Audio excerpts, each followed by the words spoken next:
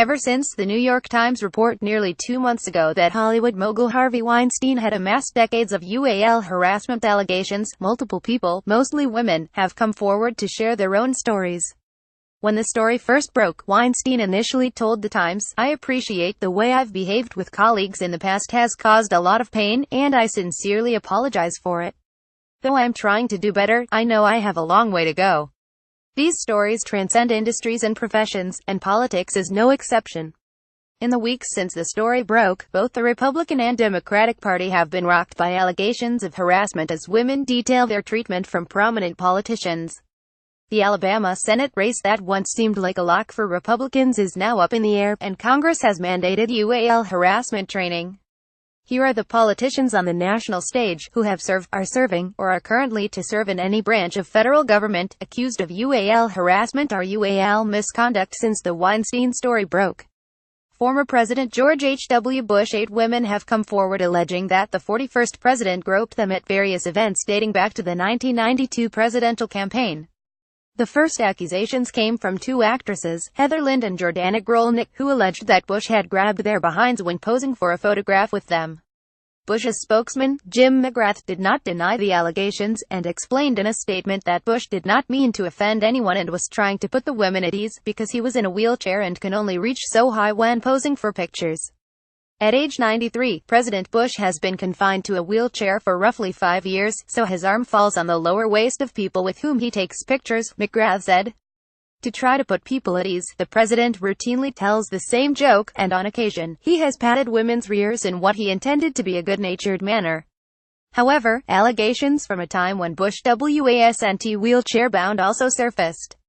Rosalind Corrigan, for instance, told Time she was 16 in 2003 when she met Bush at a CIA event in Texas, and he grabbed her buttocks without her consent.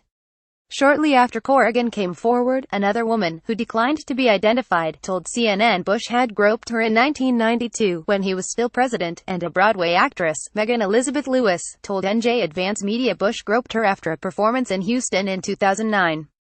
McGrath declined to comment on this allegation from 1992 and did not respond to the one from 2009.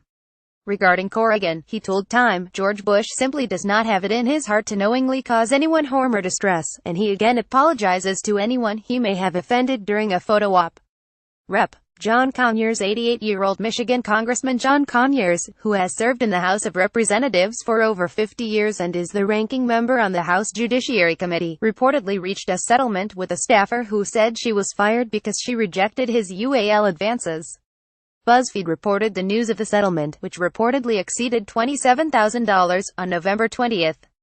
BuzzFeed also cited 4 affidavits from Conyers' former staff members describing his UAL overtures toward female staffers, which included requesting certain acts in exchange for. Through a spokesperson, Conyers denied the allegations, although he acknowledged that a settlement had been reached. "My office resolved the allegations, with an express denial of liability, in order to save all involved from the rigors of protracted litigation. That should not be lost in the narrative. The resolution was not for millions of dollars, but rather for an amount that equated to a reasonable severance payment," the statement explained. Conyers had initially told the Associated Press he did not know anything about the allegations. A spokesperson for Conyers, however, said that he thought the AP reporter was asking him about recent allegations, which he didn't know about. Former San Diego Mayor Bob Filner. Colorado Congresswoman Diana DeGette told MSNBC on Monday that former Congressman and San Diego Mayor Bob Filner had tried to pin her to the door of an elevator and kiss her, but she pushed him away. Filner served in Congress from 1993 to 2012, when he became mayor of San Diego. He resigned from the mayorship after 1 year amid UAL harassment allegations. "I was trying to establish personal relationships," Filner said at the time. "I sincerely apologize to all of you. For the part that I have played, for putting the city through a difficult time, I apologize." That October, Filner pleaded guilty to false imprisonment and battery charges that were related to the UAL harassment allegations, according to the New York Times. Senator Al Franken. Leanne Tweeden, a model, sportscaster, and radio host, described in a November 16 blog post how in 2006, Franken, who was not yet a senator but working as a comedian, forced her to kiss him, and then groped her while she was asleep. At the time, they were on a USO tour in the Middle East, which Franken was headlining. Franken apologized for the photograph, but said he recalled the incident differently. "I don't know what was in my head when I took that picture, and it doesn't matter. There's no excuse. I look at it now and I feel disgusted with myself. It isn't funny.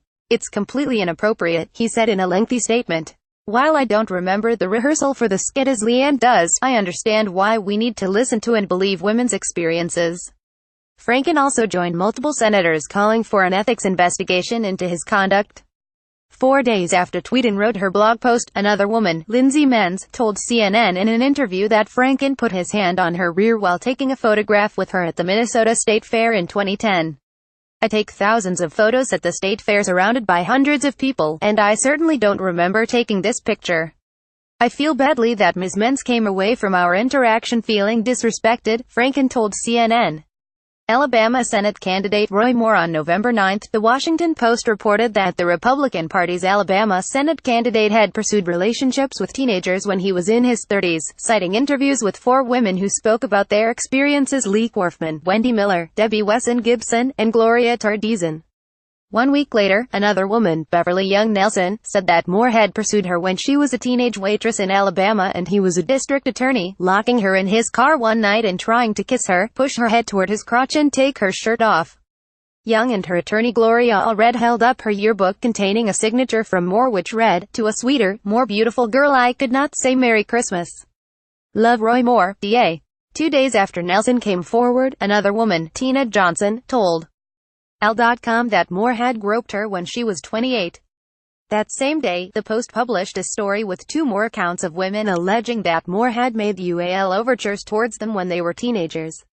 In total, 8 women have come forward with allegations against Moore, which he and his campaign have claimed are politically motivated. Moore outrightly denied the first 5 allegations that emerged, although he acknowledged knowing Deason and Gibson in an interview with Sean Hannity.